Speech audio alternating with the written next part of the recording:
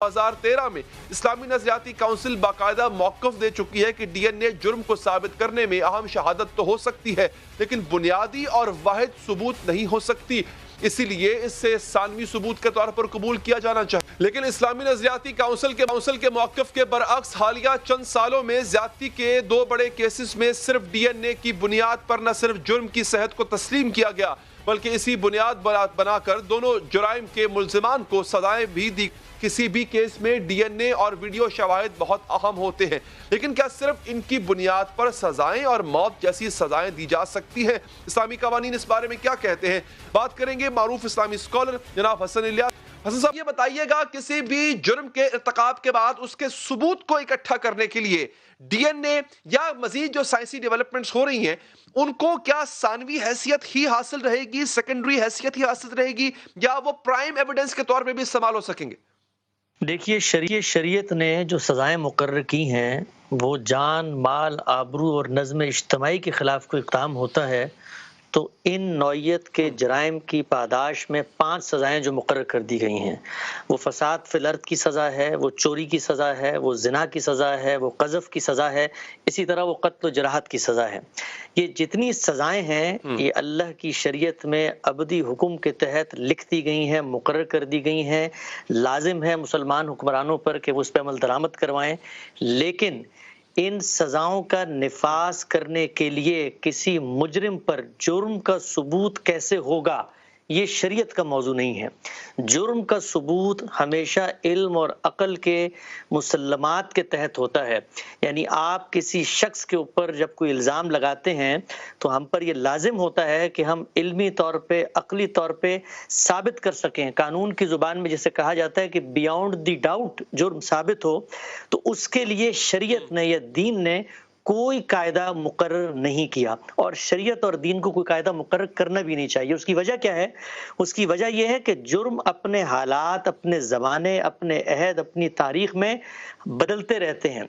और सबूत जुर्म के जो ज़राए हैं वो भी तगय्युर पजीर होते रहते हैं। लिहाजा शरीयत की सजाओं को अगर साबित करना है तो उसके सबूत के लिए खास तौर पे जनाब जबर के केस में 4 गवाहान का कहा गया था,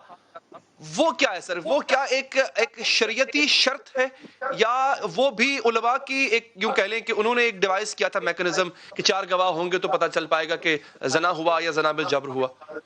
इन 5 जराइम में से एक जुर्म है ज़िना का जुर्म, जिसमें अल्लाह ताला ने ये बता दिया है कि ज़िना का जुर्म जब होता है, हम किसी शख्स पर ज़ानी होने का इल्ज़ाम लगाते हैं तो ये कोई मामूली इल्ज़ाम नहीं है, ये उसकी इज़्ज़त, उसकी तौक़ीर, उसकी हशमत, इस सब पर सवाल उठाती है। लिहाजा ये इल्ज़ाम लगाते वक्त उस वक्त तक ज़बान नहीं खोली जा सकती जब तक 4 गवाह मौजूद ना हो। इसकी वजह क्या है? इसकी वजह यह है कि इस्लाम इस जुर्म को छुपाना चाहता है, इसकी पर्दापोशी चाहता है। कोई शख्स उठे, किसी शख्स पे इल्ज़ाम लगा दे, उसकी इज्जत पर कोई हर्फ ना आए, ये कायदा मुकर्रर कर दिया है कि इस जुर्म में रिपोर्ट भी नहीं हो सकता जुर्म उस वक्त तक जब तक 4 गवाह ना हो। लेकिन मैं आगे बढ़ के कहता हूं कि 4 झूठे गवाह मिल गए हैं और उन्होंने किसी शख्स पे ज़िना का इल्ज़ाम लगा दिया है, तब भी जुर्म साबित होगा तो उस पर कोई हद जारी होगी। ये 4 गवाह सबूत जुर्म की शर्त नहीं है, बल्कि ये 4 गवाह उस जुर्म को रिपोर्ट करने के लिए जरूरी है। और दीन ने साथ ये भी बता दिया है कि इसके बाद अगर ये साबित ना हुआ कि ज़िना किया गया है तो फिर क़ज़फ़ की सजा है जो इन पर जारी की जाएगी जिन्होंने ये झूठा इल्ज़ाम लगाया है। बिल्कुल सही। अच्छा, अब हसन इलियास साहब, ऐसे मामलात में जहां पे डीएनए को, सीमेन टेस्ट को सेकेंडरी एविडेंस कहा जा रहा है, क्योंकि अभी इस्लामी नजरियाती काउंसिल के भी इस हवाले से कुछ रिमार्क्स हैं, साबिक जो इस्लामी नजरियाती काउंसिल थी उसके, तो सर क्या, अगर जैसा आपने कहा कि तगय्युरात आते रहते हैं जुर्म के साथ साथ उसके सबूतों में भी, क्या इन एविडेंसेस को, इन सबूतों को फिर फर्स्ट हैंड एविडेंस मान लिया जाए आगे चल के? कि जब ये बात वाज़े हो गई कि दीन ने सबूत जुर्म का कोई कायदा मुकर्रर नहीं किया, तो अब ये पूरी की पूरी बहस दीन के दायरे से निकल के इल्म और अक़ल और कानून के मुसल्लमात के दायरे में आ गई है। इसका फैसला अदालत ने करना है, इसका फैसला कानून साज असम्बली ने करना है कि वो ये बताए कि कौन से ज़राए हैं कि जिन पर एतमाद किया जा सकता है, वो प्राइमरी एविडेंस बनेंगे, वो सेकेंडरी एविडेंस बनेंगे, क्योंकि जो सारी चीज़ें हैं, फॉरेंसिक टेस्ट हैं, डीएनए हैं और इस तरह के शवाहिद हैं, ہیں ان میں بہت پیچیدگیاں اس لحاظ سے بھی ہوتی ہیں کہ کس وقت لیا گیا ہے، کن حالات میں لیا گیا ہے، جب وہ لیا گیا تھا تو اس کی جو اس کو ٹرانسفر کرنے کا عمل ہے وہ کتنا شفاف ہوا ہے، تو یہ ساری چیزیں عدالت دیکھتی ہے۔ دین کا اس معاملے میں کوئی تعلق نہیں ہے کہ وہ یہ فیصلہ کرے کہ یہ پرائمری ایویڈنس ہونا چاہیے یا سیکنڈری ایویڈنس ہونا چاہیے۔ اگر عدالت کو یہ لگتا ہے، جج اس پر مطمئن ہوتے ہیں کہ یہ وہ ذریعہ ہے جس کے ذریعے سے جرم بیانڈ دی ڈاؤٹ ثابت ہوتا ہے، تو پھر ہر اس ایویڈنس کو مانا جائے گا جس ایویڈنس سے ثبوت جرم میں ہمیں مدد ملتی ہے، وہ ڈی این اے ہو، وہ کوئی فورینزک ایویڈنس ہو، وہ کوئی آپ کی جی پی ایس لوکیشن ٹریس کر کے ہو، ہر ایویڈنس شریعت کی نگاہ میں پرائمری ایویڈنس سمجھا جائے گا اگر اس سے جرم ثابت ہوتا ہے۔ آپ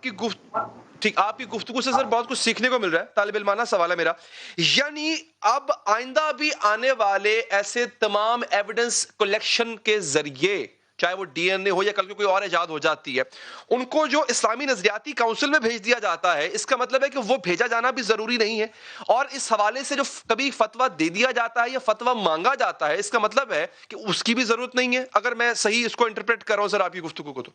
بالکل ایسا ہی ہے۔ اصل میں دیکھیے اس میں غلط فہمی کیا ہوتی ہے؟ غلط فہمی یہ ہوتی ہے کہ ہمارے اسلامی فقہ کے ماہرین نے اپنے عہد کے لحاظ سے ثبوت جرم کے بعض قاعدے کلیے کتابوں میں لکھ دیے گئے ہیں۔ مثال کے طور پہ ہمارے ہاں آپ فقہ کی کتابیں اٹھائیں، آپ کو ملے گا قسامہ کا طریقہ۔ اگر کسی بستی میں کوئی قتل ہوا ہے اور قاتل نہیں مل رہا تو 50 لوگوں کو جمع کر کے ان سے قسمیں لے لی جائیں گی۔ یہ کچھ شریعت کا مقرر کردہ قاعدہ نہیں ہے، یہ اس عرف، اس عہد، اس کلچر، اس معاشرت میں ایک رائج طریقہ تھا جس کو فقہا نے بھی ثبت کر دیا ہے، اس کا دین سے کوئی تعلق نہیں ہے۔ غلط فہمی کہاں ہوتی ہے؟ غلط فہمی وہاں ہوتی ہے کہ جہاں ہم فقہ کے اس تاریخی ذخیرے کے اجتہادات جو انہوں نے اپنے اپنے عہد میں اپنے اپنے عرف کے تحت کیے تھے اس کو مذہب بنا کر پیش کرتے ہیں۔ یہ ساری کی ساری بحث عدالت میں ہونی چاہیے، عدالت کو فیصلہ کرنا چاہیے ہے کہ کون سا ایویڈنس ہے جس کی بنیاد پر بیانڈ دی ڈاؤٹ جرم ثابت ہوتا ہے۔ شریعت نے یہ بتا دیا ہے کہ ان 5 جرائم میں سے ایک زنا کا جرم ہے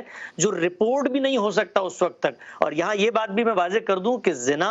اور زنا بالجبر، اس میں زمین آسمان کا فرق ہے۔ زنا کے لیے جو شرط مقرر کی گئی ہے 4 گواہ آئیں گے تو جرم رپورٹ ہوگا، زنا بالجبر میں ایسی کوئی سزا نہیں ہے، وہ فساد فی الارض کے تحت آتی ہے۔ چوری ڈاکہ بن جائے، اسی طریقے سے کوئی کھلے عام بدکاری کرے، اوباشی کو اپنا پیشہ بنا لے، اسی طریقے سے زنا بالجبر بن جائے، قتل دہشت گردی بن جائے، یہ سب فساد فی الارض کے دائرے میں آتے ہیں۔ ان میں کوئی شرط شریعت نے مقرر نہیں کی، نہ گواہوں کی نہ ثبوت جرم کی۔ ہم علم اور عقل کے مسلمات، موجودہ دور کی حرکیات، سائنس کی اس ترقی کی روشنی میں طے کریں گے اور جرم کو ثابت کریں گے بیانڈ دی ڈاؤٹ۔ اگر وہ ثابت ہو جاتا ہے تو اب عدالت ہے جو مجرم کے حالات اور جرم کی نوعیت سے ان کو سزا دے۔